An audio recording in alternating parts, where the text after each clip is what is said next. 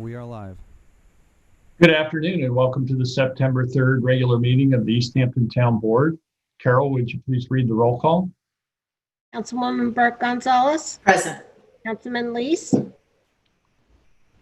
Present. Councilwoman Overby. Here. Councilman Bragman. Here. Supervisor Van Scoyac. President, please join me in saying the Pledge of Allegiance. I pledge allegiance To the flag of the United States of America and to the republic for which it stands, one nation, under God, indivisible, with liberty and justice for all. This afternoon, we'll begin the meeting with the public portion where any member of the public may address the board on any topic, and we'll follow that by resolutions. Oh, wait a minute. Do we have any? Oh, I don't know how I could always manage to forget you, Hugh, because you're really quite unforgettable. Today, I think we get to actually ask Hugh King historical questions and quiz him. He's been doing that for us, the last several meetings, and we get to turn the tables today. So, Kathy Burke Gonzalez, do you have a question for Mr. Hugh King? I absolutely do. So with school starting up shortly, many children and parents and school staff are pretty anxious and stressed about going back, and rightly so. I was wondering if you could share with us, what is one of your favorite memories at spring school? Oh my goodness. Oh, there were so many. I taught at spring school. It's probably one of the luckiest breaks I've ever had. And I think the memories I have the best is that, well, a couple. First of all, every year it's new. That's a wonderful thing about teaching. Every year you got to start over again. And then every day was different.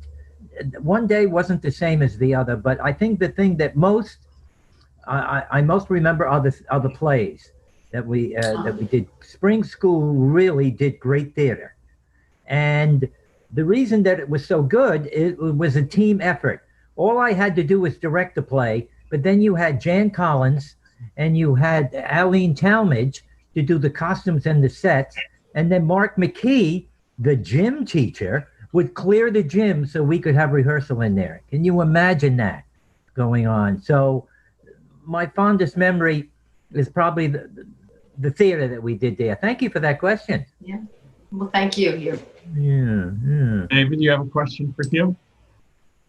I do, and I'll give you some time if you want to come back with the answers, Hugh, because it's a two-part question for you. Mm-hmm. And I know, and it's something close to both maybe our hearts. Okay. I was wondering, Hugh, if you could come up with the 5 original locations that there were United States life-saving stations located at, and if any of the original structures are still surviving, where are they and what are they being used for?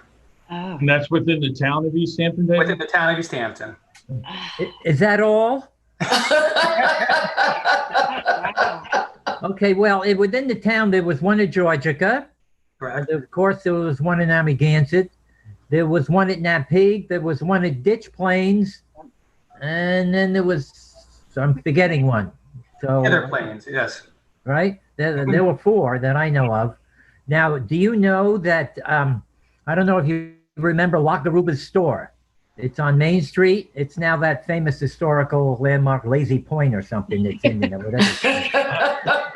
If you look at the original store, if you look above it, there's a white building. And that was the 1881 life-saving station that stood on the corner of Bluff Road and Indian Wells. Mm-hmm. And in 1902, was it, David? Yeah, 1902, they decided that it was too far away from the beach. So they built the one that we have today down on Atlantic Avenue. And then in 1932, well, that building had been moved there. The 1881 had been moved up to Main Street. A guy named Joseph D'Amico was using it as an ice cream parlor. Then Mr. Lockeruba bought it in 1932. Shoemaking business. And then it morphed into the clothing business. And up on the 3rd floor or the 2nd floor, that's where everyone slept, Joe Lockeruba told me. Is that enough? That's enough. And the only other one I'll add to that, Hugh, is the Napeague station, which used to be behind the lobster roll. was moved in 1954 by barge and became the Montauk Coast Guard Station, which is currently still is. That's right. That's right. It Yeah. moved across the road, right? And then in the water down there, right? That's correct. And Okay. I believe the one at Ditch Plains is still being used by one of the houses at McKim, Mead and White constructed. It's down. Really? It's back off of Benson, yes. Yep. Wow. I didn't know that's a good one. Good. Thank you. Things in the ocean. Yes, true. Okay. Supervisor Van Scoyac. Okay. This is probably a really too easy for you. Who donated the land for the first schoolhouse in Northwest Woods? What? The first schoolhouse? Yes, since we're talking about schools. Oh, it's that family that we've been having trouble with for years, the Van Scoys? Absolutely. Still having trouble. Very And they trouble. wanted a cemetery down there too, right? After that, And I think he was so troublesome that the British took him as a prisoner aboard a ship in Northwest. Well, no, And we're going to take him to trial, but some locals bailed him out. I think it was around Christmas time. They bailed him out through porthole. And he You're remained. making this up? Are you making this up? No, this is all documented in, I believe, Rattray's history of Okay. Northwest. All right. Check it out. Do you know that one of the reasons why we know there was a school there and the Van Scoy family and others were involved, the minutes of the school board meeting are in the Long Island room. You can go in there and read them. And like they were selling the ashes, for people to put on their gardens. That's how they raise some money, right? Yeah, all the minutes are in the Long Island room. Thank you. That's a good question. Councilwoman Overby? So my question comes also from Jeanette Rattray's book on East Hampton histories, and it was published in 1953. So when she's describing East Hamptoners, she said, my question is, what old-time nautical term was used by East Hamptoners when they were backing out of their parking place? I have no idea. She said they would yell, all clear astern. Well, that's right, because wasn't the parking on Main Street diagonal at one time? Right? Oh, that's a good one. And now Councilman Bragman doesn't have a question. Well, I can ask you a question, Okay. but I can also, I may want to mail in an absentee ballot for a question for a later date. Okay. All right. Fair Who enough. was it that went to New York City to do fundraising to help fund the Long Island Railroad extension that came through East Hampton and onto Montauk? Oh, I have no idea. Well, my informed sources tell me that it was Charles Robert Dayton. Charles Does that Robert. sound right? Charles Robert Dayton. Charles Robert Dayton. Well, wait a minute now. Uh-oh. Frank Dayton. No, that's Charles Frank Dayton. Charles Robert Dayton. I don't know. We'll have to look that up. What is All it, right, about well, 1895? Subject to confirmation. Because the East Hampton Lumber and Coal was on the spur when they finally brought the railroad out. I believe Benjamin Van Scoy, along with Mr. Dayton, were instrumental in getting that spur in. Oh, all right. Good. See how much we learned today already? Okay, I'm not going to be here at the next meeting. No, I said mean that it the this last time. No, I mean it. Okay. Yeah, we know you're setting us up. For No. No, but I have questions for everybody for Okay. for the Right. October, wait a minute, the October meeting, okay? All right. Okay, Councilwoman Overby. Yeah. your question. You ready? Yes. What grocery chain was at 1 Main Street in one time? And then what was above the grocery store? All right. Councilman Lease, where could you go bowling on Main Street? Oh, I got You got it already? Okay. Councilman Bragman, what was the name of the French restaurant near the movie theater? And Which movie theater, Hugh? Oh, the movie theater in East Ham, Edwards Theater. Okay.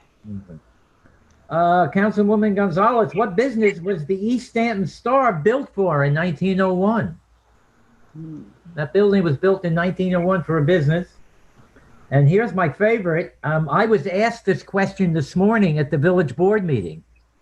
By the way, I didn't do as well at the village board meeting as I did here. Okay. Supervisor Van Scoyac, what three people were elected the mayor of East Stanton Village and the supervisor of East Hampton Town?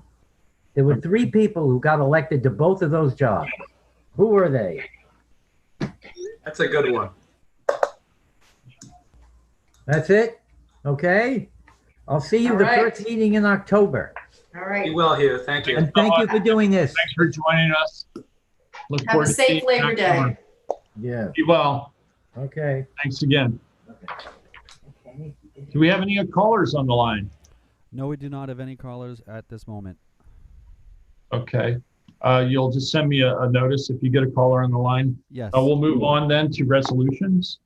Sure. Starting with Resolution 2020-824, it's approval of the warrant. Claims total $1,739,971.48. The utility warrant totals $42,727.86. And we have a special warrant for the census postcard for the postage, and that totals $8,595. Second. All in favor? Aye. Aye. Aye. Passed and carried. 2020-825 is to amend the senior nutrition budget, and that's in order for us to do the outdoor freezer that we're looking to purchase. So we're moving $15,000 from two fund lines, nutrition part-time salaries and youth part-time salaries, into the other equipment line. Second. All in favor? Aye. Aye. Passed and carried. 826 is to amend Resolution 2020-484, where we authorize funds for social media publications. We're looking now to authorize an additional $2,500 so that we can boost town posts on social media, including Facebook and Instagram, and this would bring us to a total of $5,000. Second. Can we have a roll call on that, please? Okay. Carol, roll call, please. Councilwoman Burke Gonzalez, Aye. Councilman Lees, Aye. Councilwoman Overby, Aye. Councilman Bragman, Abstain. Supervisor Van Scoyac. Aye. And just as a reminder, these boosts are, we're boosting Riptide, how people should, what they should do when there's a riptide, hurricane preparedness, beach fires, census, getting folks to answer the census. So those are the types of boosts that we're looking to do. Thanks for your work on that, Kathy. Thank you. Passed and carried. 2020-827 is to increase funding for the Law Office of Vincent Toomey, PBA matters for 2020. We had originally authorized $15,000. We're increasing that another $15,000 for a total of $30,000. Second. All in favor? Aye. Aye. Passed and carried. I'd like to offer Resolution 2020-828. This is the notice of public hearing to consider amending the Town Code Chapter 240, Vehicles and Traffic, and Sections 240-68, Schedule 18, Time Limit Parking, Section 240-27.7 for trailer parking prohibited, and 240-18C, parking of taxi cabs and TNC vehicles prohibited at certain hours. The public hearing will be Thursday, September 17th, 2020 at 11 a.m. All individuals can either call in or also write information into the town clerk office. This is about the Amagansett parking lot time restrictions that we discussed this past Tuesday. Second. All in favor? Aye. Aye. Aye. Passed and carried. 829 is appoint part-time environmental aide in the aquaculture department, Ashley Oliver, where she resigned from her full-time position of environmental aide in aquaculture. She is now needed on a part-time basis at an hourly salary of $22.04 per hour, paid out of budget line 88740512000, retroactive to August 31st, 2020. Second. All in favor? Aye. Aye. Passed and carried. 2020-830 is the appoint full-time maintenance mechanic 1 to the aquaculture department, Samir Yohannes. and appointed to a full-time position at an hourly rate of $19.14 at $39,802.88 annually, effective September 14th, 2020. Second. All in favor? Aye. Aye. Passed and carried. 2020-831 is to appoint Fred Overton and also Peter Van Scoik as marriage officers for the town of East Hampton, which is in pursuant to all requirements under Section 11C of the Domestic Relations Law, effective through the end of 2020. Second. All in favor? Aye. Aye. Passed and carried. 832 is the payout upon retirement of Thomas Quicchio. He retired from his full-time position. Congratulations to Tom. Effective August 7th, 2020, and that the Finance Office is authorized to cut a check from the appropriate payroll for his gross total of $574.70 to Thomas Quicchio. Second. All in favor? Aye. Aye. Passed and carried. 2020-833 is authorized payment for Parks and Recreation Department. This is going to go to the Resort Sound View properties to the amount of $100 because they paid for a rental of the senior nutrition room in the Montauk Playhouse, and it was canceled based on COVID-19 protocols. Second. All in favor? Aye. Aye. And carried. 2020-834. This is a nice one. To accept the donation of a bench, a gift from the members of the Wainscott CAC in memory of longtime past chair Rick Del Mastro. The members of the CAC would like to donate a park bench to the town of East Hampton in memory of Rick to be placed along the proposed loop trail at the Wainscott Green in Wainscott to be built. Second. All in favor? Aye. Passed and carried. We thank them for their gracious and generous gift. Resolution 2020-835 is a notice of bidders for EH 20-034. This is for piling replacement at various locations for the town. The bid is available September 3rd, 2020. The bid is due back at September 17th, 2020. All bids will be received by the senior purchasing agent at 159 Panico Road on September 17th at 3 p.m. Specifications can be examined or obtained by emailing J. Carroza, C-A-R-R-O-Z-A, at ehamptonny.gov or calling 631-324-4183. Second. All in favor? Aye. Aye. Passed and carried. Resolution 2020-836 is a public notice for Section 8 Administrative Plan for 2021.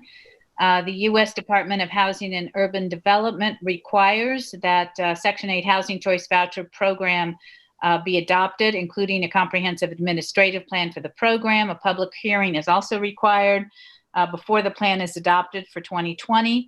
And the public hearing is now set or scheduled to be set for November the 5th, 2020 at the regularly scheduled East Hampton Town Board in a manner to be determined by the town board and published on the town's website. Second. All in favor? Aye. Aye.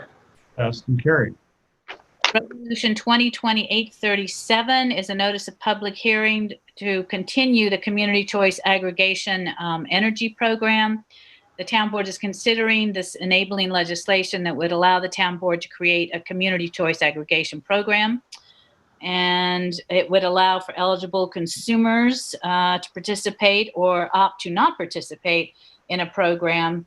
Options may be provided for choosing the source of power from renewable sources or natural gas. We held an initial public hearing on June the 4th, 2020, and agreed to leave the record open and continue the hearing at a later date. So September 17th is the continuation at 11. It should say AM and it says PM. So there's September 17th, 2020 at 11 a.m. or as soon thereafter as this matter could be heard. We have a second as amended. Second as amended. All in favor? Aye. Aye. Passed and carried. Resolution 838 is authorization to attend the New York State Assessors Association annual meeting and seminar for 2020. This is for Jeannie Nielsen, Eugene DePasquale, and Jill Massa. And this is to be 2 days worth of webinars and not to exceed $600. Second. All in favor? Aye. Aye. Aye. Passed and carried. Resolution 2020-839 is to amend adopted Resolution 2020-809. This is a fund line for Camp Hero wastewater system operation maintenance service for 2020 using bid number EH20-024. It's that resolution that was adopted on August 20th is amended to add a fund line SS18130-54550 for Camp Hero wastewater system operation maintenance service for 2020. Second. All in favor? Aye. Aye. Passed and carried. Resolution 2020-840 is a budget modification for ICLEI, Local Governments for Sustainability. This is a modification in the Natural Resources Department at the request of the department head to fully fund the annual membership of dues for ICLEI. We're moving money from an A fund line for other and MS4 to another line for just other for $600. Second. All in favor? Aye. Aye. Passed and carried. Resolution 2020-841 is to amend the sanitation budget for uniforms, moving money from one budget line under building and maintenance and supplies in the amount of $2,000 to uniforms in another line at the same amount of $2,000. Second. All in favor? Aye. Aye. Aye. Passed and carried. Resolution 2020-842 is to amend budget for the manor houses heating and electric costs. This is coming to the Community Housing Opportunity Fund. We are appropriating money from unreserved surplus in the amount of $5,500, putting them in the budget lines for heating of $3,500 and in the budget line for electricity at $2,000. Second. All in favor? Aye. Aye. Aye. Passed and carried.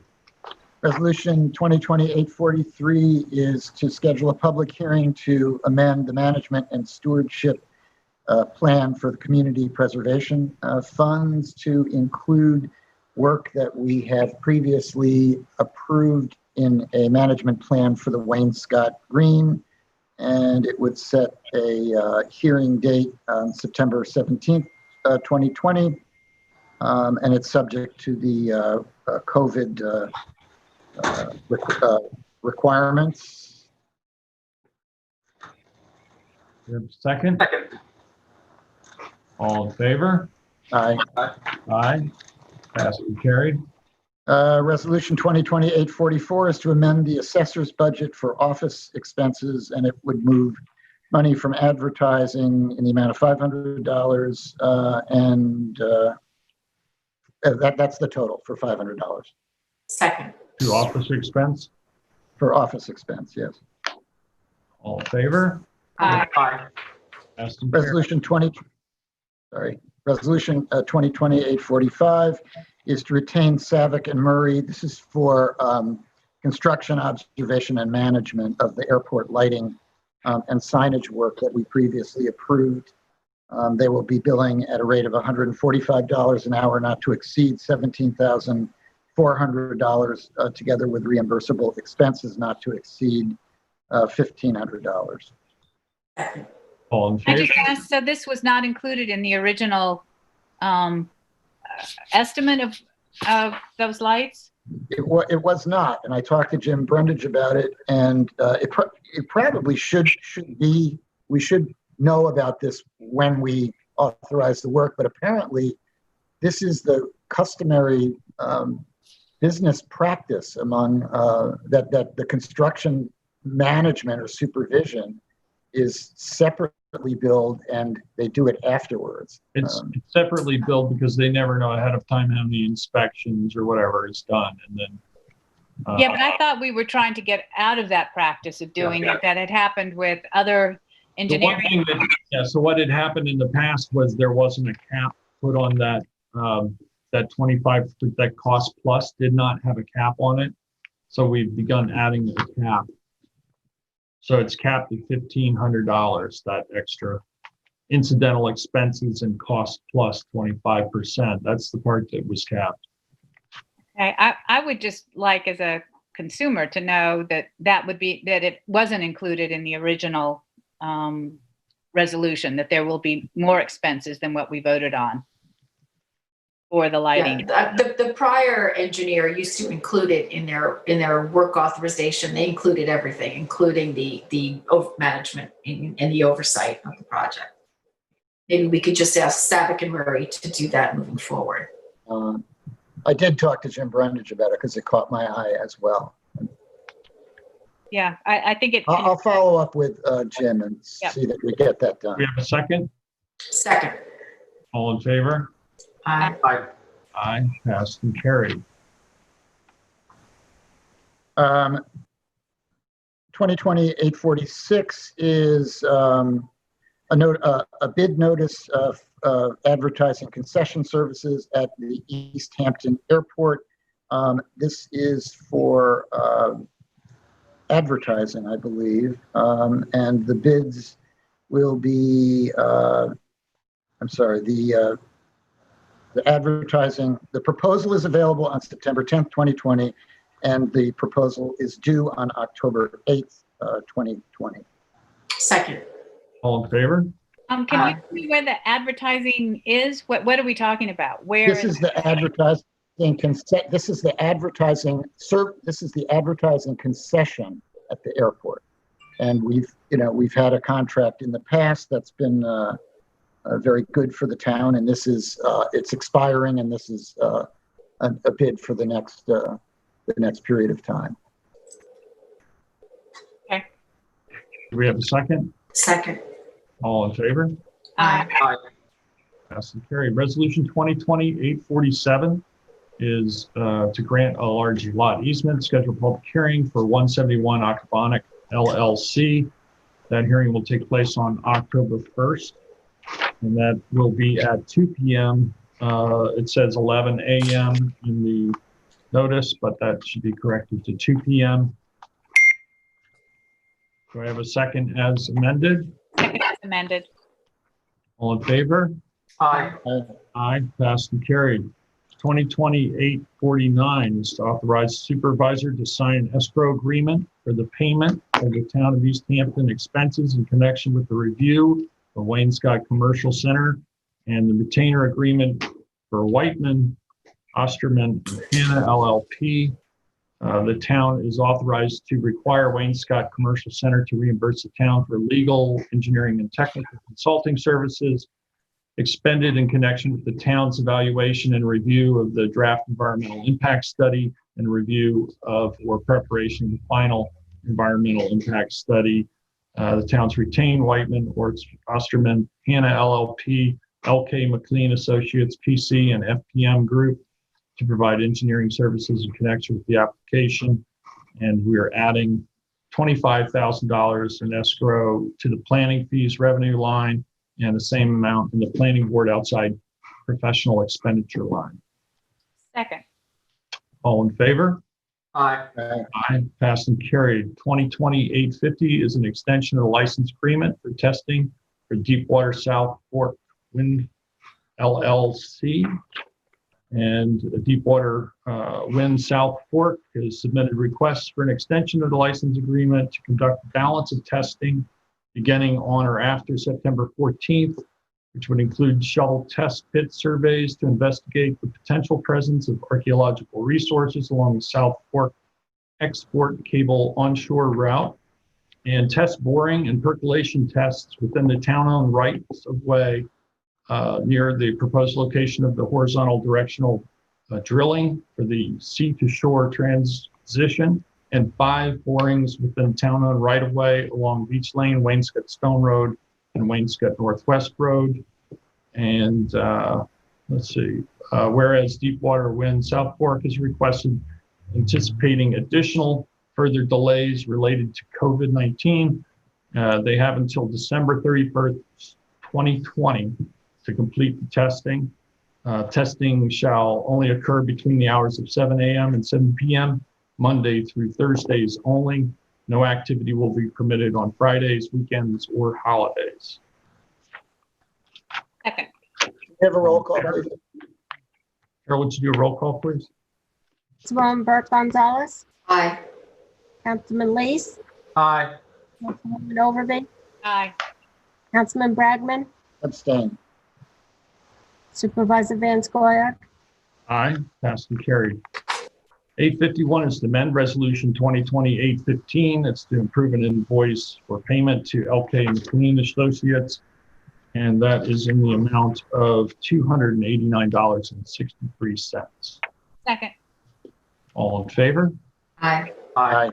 Passed and carried. 852 is a budget modification for safety-related supplies, and that's moving $14,000 from contingency to supplies, emergency services. Second. All in favor? Aye. Aye. Aye, passed and carried. 853 is a budget modification, and this is for Buildings and Grounds Park Department, and that is moving a total of $7,700 from various lines for a lawnmower, holiday decorations, winter gear and boots, and new office computer. Second. All in favor? Aye. Aye. Aye, passed and carried. 854 is to amend the budget for building supplies and replenish inventory, moving $10,000 from contingency to building maintenance and supplies in the amount of $10,000. Second. All in favor? Aye. Aye. Aye, passed and carried. 855 is to amend budget for animal control and ordinance. And this is moving a total of $13,145 from various lines in animal control and ordinance, part-time health insurance, other equipment, and part-time to computer equipment in both animal control and ordinance. Animal control for $5,145, ordinance for $8,000. Second. All in favor? Aye. Aye. Passed and carried. 856 is to amend the highway budget for signage, and it's to move $2,500 from snow removal supplies to signs in the same amount. Second. All in favor? Aye. Aye. Passed and carried. 857 is to accept bid EH20-032 refuse collection trucks, Gabriella Truck Sales Limited, in the amount of $114,995 for a 2020 Hino Model 195 refuse collection truck. I will be recusing myself from this one. Carol, could you have a roll call vote, please? I'm going to second it first. Councilwoman Burke Gonzalez, Aye. Councilman Lees, Recused. Councilwoman Overby, Aye. Councilman Bragman, Aye. Supervisor Van Scoyac, Aye, passed and carried. Resolution 858 is to accept the arbitrator's determination for an employee grievance, whereas the town board hereby accepts the decision of the arbitrator, and thereupon denies the grievance. Therefore, the town board accepts that. Town clerk shall forward a copy of the resolution to the CSEA president. Second. Second, all in favor? Aye. Aye. Passed and carried. Any other resolutions to offer? No. Do we have any callers on the line? Yes, we do. We have one caller, and I can unmute that right now. Thank you very much, Mike.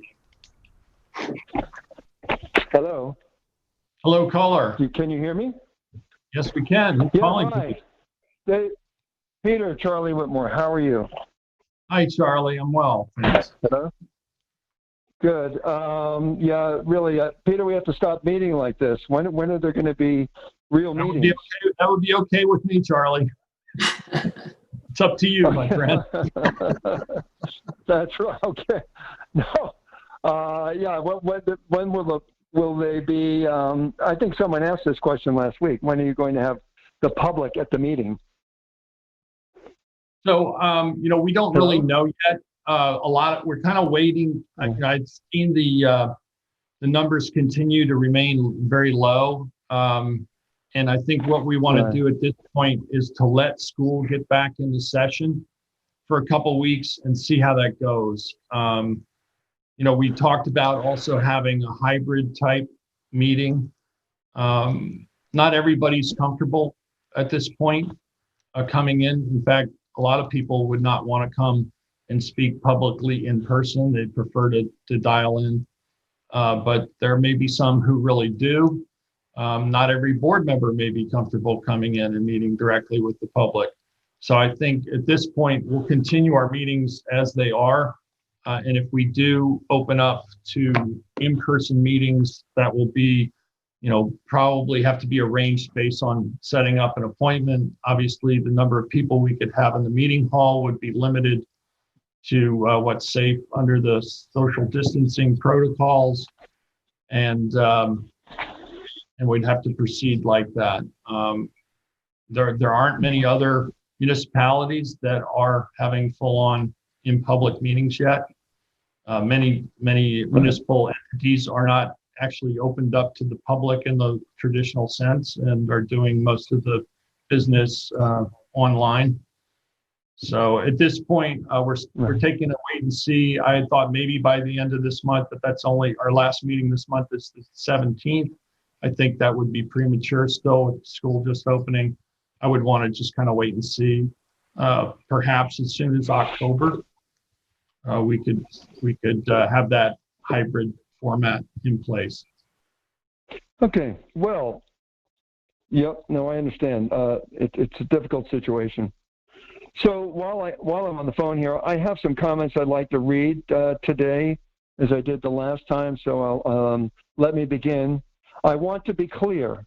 I am talking today about the town board's determination to demolish the Pantago Place Little League fields to make room for the Stony Brook Hospital Emergency Room Annex.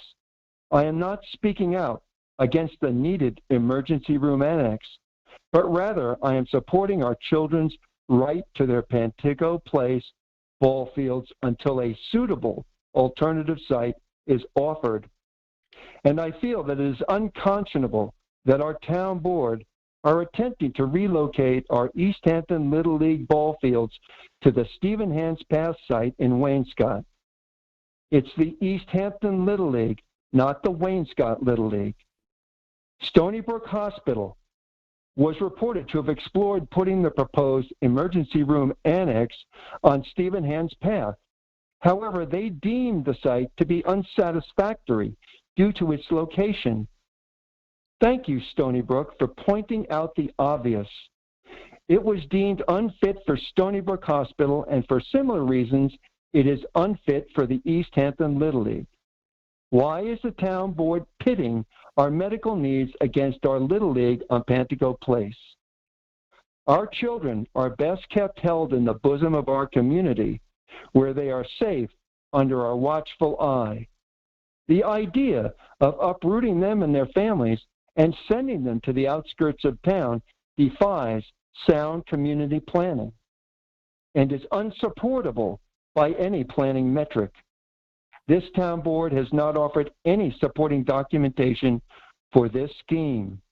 No survey of existing conditions, no needs assessment studies, and more importantly, no equitable alternative site for the ball fields.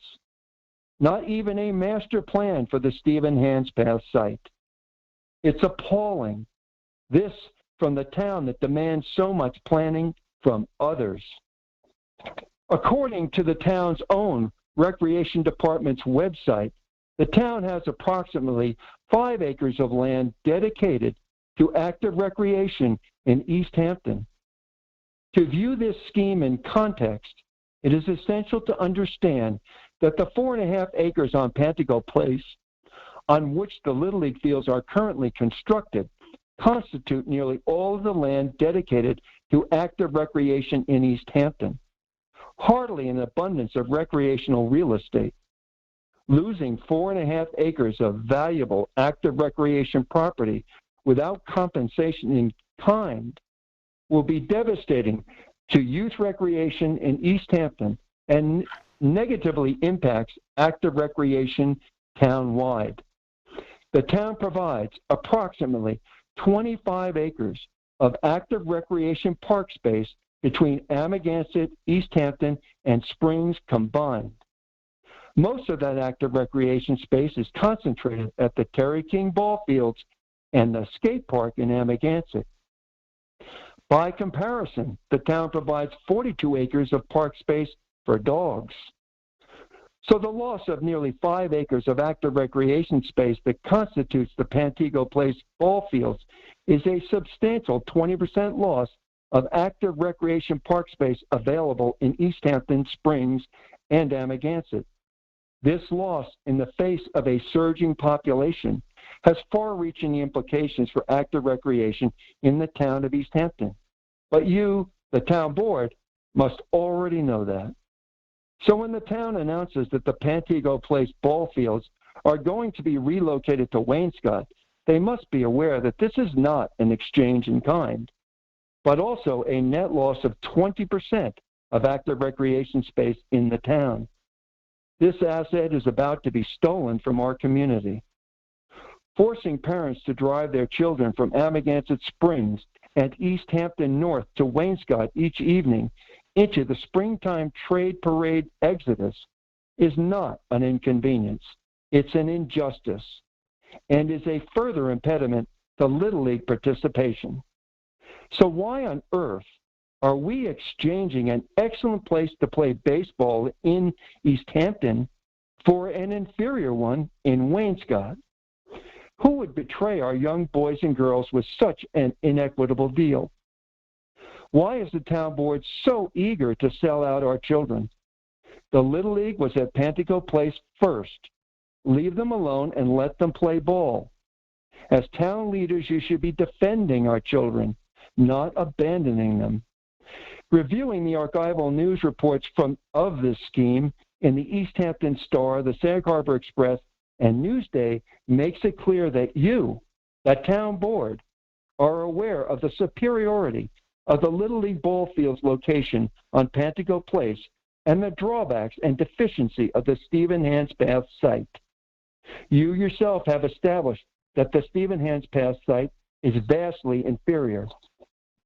Stony Brook deemed it unsatisfactory for their needs because of its poor location and difficult accessibility, and further stated that Pantego Place is a wonderful site for their new project because of its central location.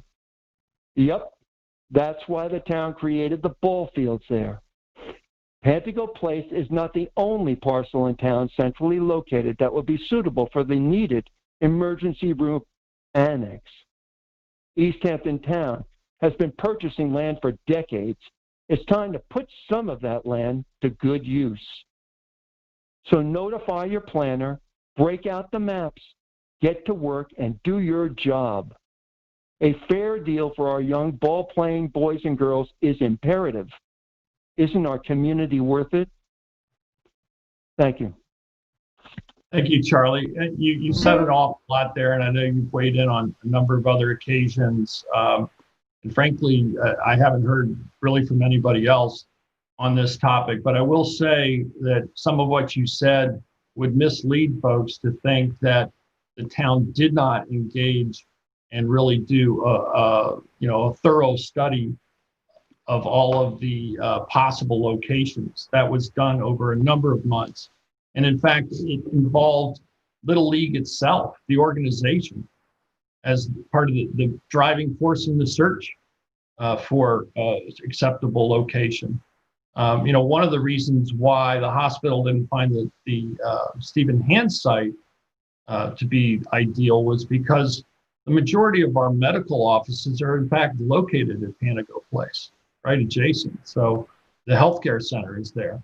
That was an important consideration as well. So, I think, this has been going on for a number of years. In fact, it started with Supervisor Cantwell, who was very much a Little League enthusiast, played and coached and was very involved, organized this search to look at alternate locations. So, I understand your feeling, your opinion about it. I don't frankly agree with much of what you said, but that's where we are. We have another caller, I believe, on the line. Is No, that- we don't, is that Mr. correct, Supervisor. No, there are no more callers on the line. Okay, then.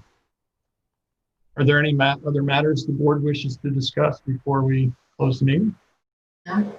No. Very good. Well, everyone stay safe and be well and enjoy this holiday weekend. Traditionally the end of summer, but I think we'll see certainly things continue in this summer like no other. Beyond Labor Day, we'll have obviously a lot of people around still, I think, given the COVID pandemic. Again, enjoy yourselves, be safe, follow the protocols, wear a mask, wash your hands a lot, disinfect commonly used surfaces, and enjoy that barbecue. For the health of our community. For the health of our community. I get a motion to close? Motion to close. Second. Second, all in favor? Aye. Bye. Aye, passed and carried.